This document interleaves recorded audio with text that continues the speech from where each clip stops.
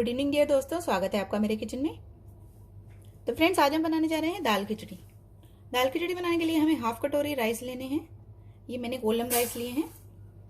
और हमें लेनी है थोड़ी सी तुअर की दाल और थोड़ी सी हमें लेनी है मूंग की दाल। ये देखिए 2 टेबलस्पून के करीब मैंने ली है मूंग की दाल और उतनी ही हम डालेंगे इसमें तुअर की दाल। बस, इससे ज़्यादा नहीं लेना है। अब इन तीनों को हम मिक्स करके भिगो देते हैं। तो दाल और चावल को मिक्स करके मैंने वॉश करके भिगो लिया है। तो कुकर ले लिया है मैंने। कुकर में बनाएंगे हम दाल खिचड़ी। तो इसमें हम डालेंगे देसी घी। इसमें मैं देसी घी ले रही हूँ 1 चम्मच। आप अगर देसी घी नहीं खाते हैं तो कोई भी ऑयल ले सकते हैं। तेल गरम हो चुका है, इसमें डालेंगे हम चुटकी हींग। अब इसमें डालेंगे आधी छोटी चम्मच के करीब सरसों। सरसों को हम थोड़ा चटकने देंगे। आधी छोटी चम्मच के करीब जीरा डालेंगे। अब इसमें डालेंगे एक कटा हुआ प्याज।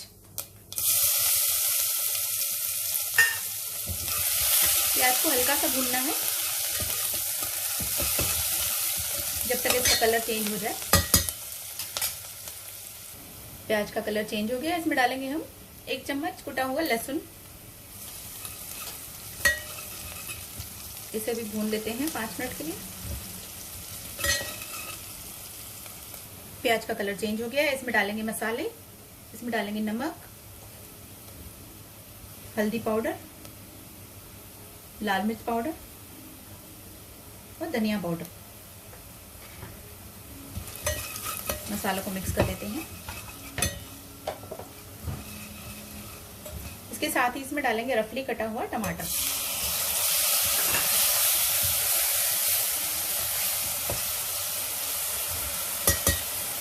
और साथ ही डालेंगे इसमें थोड़ा सा पानी।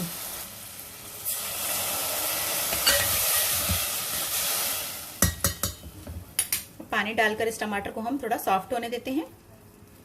इसमें मिलाएंगे कटी हुई हरी मिर्च।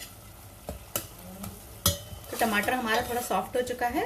अब इसमें हम ये खिचड़ी का जो हमने भिगो कर रखे थे दाल और चावल, इसे ऐड कर देंगे।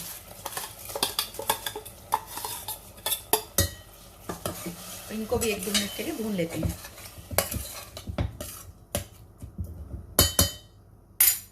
तो हमारे दाल चावल अब भून चुके हैं और टमाटर भी हमारा सॉफ्ट हो गया है। अब इसमें डालेंगे पानी। तो 1 कटोरी दाल चावल है तो इसमें मैं 3 कटोरी पानी डालूंगी।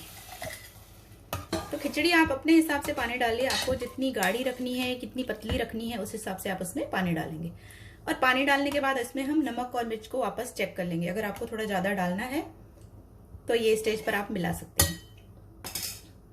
और बस अब इसे प्रेशर कुक करते हैं। इसे हम 3 से 4 सीटी तक प्रेशर कुक करेंगे ताकि हमारी दाल चावल अच्छे से पक जाएं। अगर आप दाल चावल भिगो कर रखेंगे तो फिर आप इसे 2 सीटी ही लगाइए, लेकिन मैंने अभी भिगोए हैं तो मैं इसे 3-4 सीटी लगाऊंगी। उसके बाद मैं आपको दिखाती हूँ। 4 सीटी हो चुकी है। इसे मैंने खोल दिया है। देखिए खिचड़ी हमारी अच्छे से गल गई है। ये देखिए।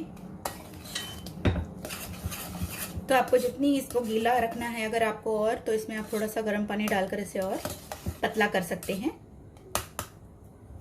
तो आइए इसे सर्व करते हैं। थोड़ा सा हरा धनिया ऐड करेंगे इसमें।